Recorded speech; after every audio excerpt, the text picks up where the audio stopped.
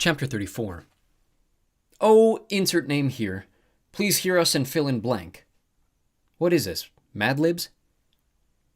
Tyson and Ella were not good at waiting. We found them at the steps of Jupiter's temple, Ella pacing and wringing her hands, Tyson bouncing up and down in excitement like a boxer ready for round one. The heavy burlap bags hanging from a belt under Ella's waist swung and clunked together, reminding me of Hephaestus's office desk toy, the one with the ball bearings that bounced against each other. I hated visiting Hephaestus's office. His desk toys were so mesmerizing I found myself staring at them for hours, sometimes decades. I missed the entire 1480s that way. Tyson's bare chest was now completely covered with tattooed lines of prophecy. When he saw us, he broke into a grin. "Yay!" he exclaimed. "Zoom Pony!" I was not surprised Tyson had dubbed Arion Zoom Pony, or that he seemed happier to see the horse than me. I was surprised that Arion, despite some resentful snorting, allowed the Cyclops to pet his snout. Arion had never struck me as the cuddly type. Then again, Tyson and Arion were both related through Poseidon, which made them brothers in a sort of... You know what? I'm going to stop thinking about that before my brain melts. Ella scuttled over. "Late.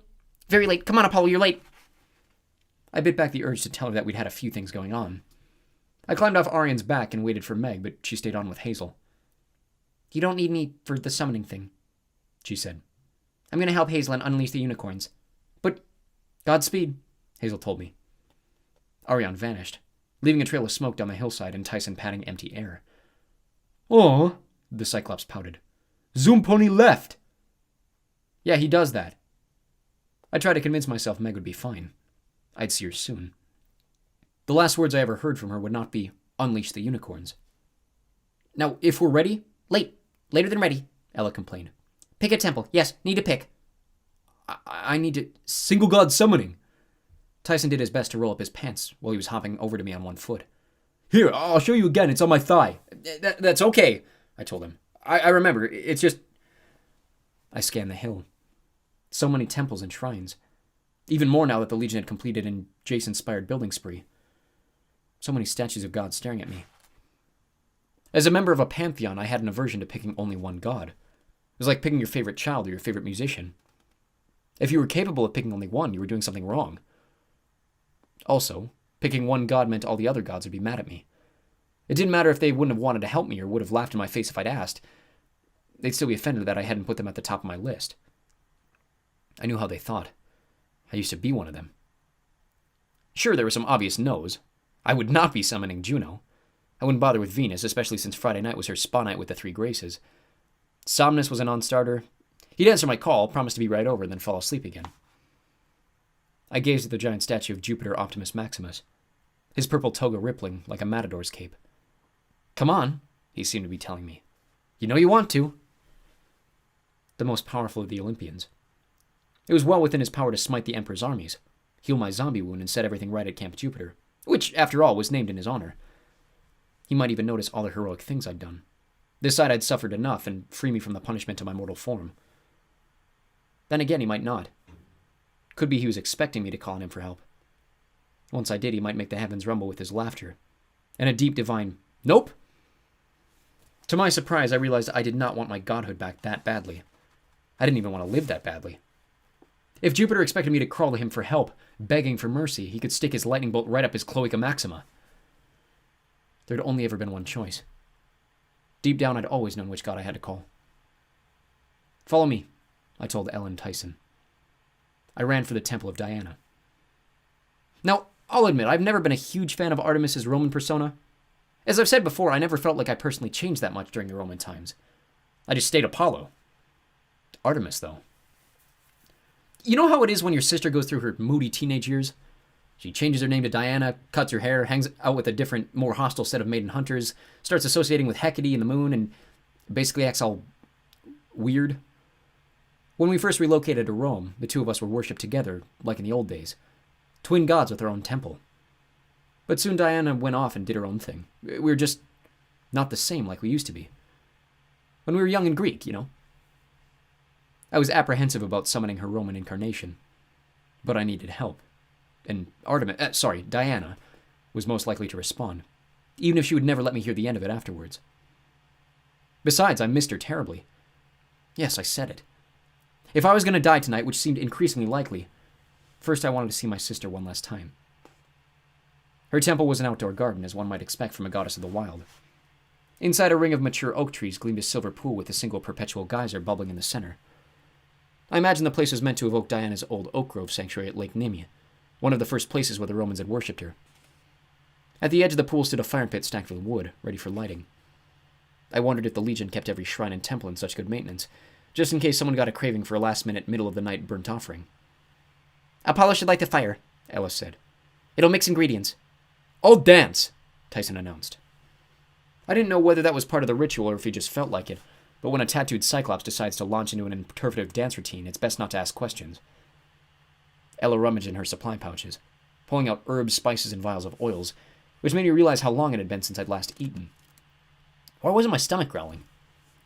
I glanced at the blood moon rising over the hilltops. I hoped my next meal wouldn't be brains. I looked around for a torch or a box of matches. Nothing. Then I thought, of course not. I could have the wood pre-stacked for me, but Diana, always the wilderness expert, would expect me to create my own fire. I unslung my bow and pulled out an arrow. I gathered the lightest, driest kindling into a small pile. It had been a long time since I'd made a fire the old mortal way, spinning an arrow in a bowstring to create friction, but I gave it a go. I fumbled half a dozen times, nearly putting my eye out. My archery student Jacob would have been proud. I tried to ignore the sound of explosions in the distance. I spun the arrow until my gut wound felt like I was opening up. My hands became slick with popped blisters. The god of the sun struggling to make fire. The ironies would never cease. Finally, I succeeded in creating the tiniest of flames. After some desperate cupping, puffing, and praying, the fire was lit. I stood trembling from exhaustion. Tyson kept dancing to his own internal music, flinging his arms and spinning like a 300-pound, heavily tattooed Julie Andrews in the Sound of Music remake Quarantino always wanted to do. I convinced him it was a bad idea. You can thank me later. Ella began sprinkling her proprietary blend of oils, spices, and herbs into the pit. The smoke smelled like a Mediterranean summer feast. It filled me with a sense of peace, reminding me of happier times when we gods were adored by millions of worshippers. You never appreciate a simple pleasure like that until it's taken away. The valley turned quiet, as if I'd stepped back into Harpocrates' sphere of silence. Perhaps it was just a lull in the fighting, but I felt as if all of Camp Jupiter were holding its breath, waiting for me to complete the ritual. With trembling hands, I pulled the Sibyl's glass jar from my backpack. "What now?" I asked Ella. "Tyson," Ella said, waving him over. "That was good dancing. Now show Apollo your armpit." Tyson lumbered over, grinning and sweaty. He lifted his left arm much closer to my face than I would have liked. "See?" "Oh, gods!" I recoiled. "Ella, why would you write this summoning ritual in his armpit?" "That's where it goes," she said. "It really tickled," Tyson laughed. I will begin. I tried to focus on the words and not the hairy armpit they encircled. I tried not to breathe any more than necessary. I will say this, however, Tyson had excellent personal hygiene. Whenever I was forced to inhale, I didn't pass out from his body odor, despite his exuberant sweaty dancing. The only smell I detected was a hint of peanut butter. Why? I didn't want to know. "Oh, protector of Rome," I read aloud. "Oh, insert name here." Ella said. "That's where you..." "I'll start again. Oh, protector of Rome. Oh, Diana, goddess of the hunt, hear our plea and accept our offering." I do not remember all the lines. If I did, I wouldn't record them here for just anyone to use. Summoning Diana with burnt offerings is the very definition of "don't try this at home, kids." Several times I choked up. I was tempted to add personal bits to let Diana know it wasn't just anyone making a request, that it was me. I was special. But I stuck to the armpit script. At the appropriate moment, insert sacrifice here, I dropped the Sibyl's jelly jar into the fire. I was afraid it might just sit there heating up, but the glass shattered immediately, releasing a sigh of silver fumes. I hoped I hadn't squandered the soundless god's final breath. I finished the incantation. Tyson mercifully lowered his arm. Ella stared at the fire, then at the sky, her nose twitching anxiously. "Apollo hesitated," she said. "He didn't read the third line right. He probably messed up. I hope he didn't mess it up." "Your confidence is heartwarming," I said. But I shared her concern. I saw no signs of divine help in the night sky. The red full moon continued to leer at me, bathing the landscape in bloody light. No hunting horns trumpeted in the distance. Just a fresh round of explosions from the Oakland hills, and cries of battle from New Rome. "You messed it up," Ella decided. "Give it time," I said. "Gods don't always show up immediately. Once it took me 10 years to answer some prayers from the city of Pompeii, and by the time I got there... Maybe that's not a good example. Ella wrung her hands. Tyson and Ella will wait here in case the goddess shows up. Apollo should go fight stuff. Aw, Tyson pouted. but I want to fight stuff. Tyson will wait here with Ella, Ella insisted. Apollo go fight. I scanned the valley. Several rooftops in New Rome were now on fire. Meg would be helping fight in the streets, doing God's knew what with her weaponized unicorns. Hazel would be desperately shoring up the defenses as zombies and ghouls boiled up from the sewers, attacking civilians. They needed help, and it would take me less time to reach New Rome than to get to the Caldecott Tunnel. But just thinking about joining the battle made my stomach flare with pain. I remembered how I'd collapsed in the tyrant's tomb. How I'd be of little use against Tarkin. Being near him would just accelerate my promotion to Zombie of the Month. I gazed at the Oakland Hills, their silhouettes lit by flickering explosions. The Emperors must be battling Frank's defenders at Caldecott Tunnel by now. Without Arion or a go-glo bike, I wasn't sure I could make it there in time to do any good.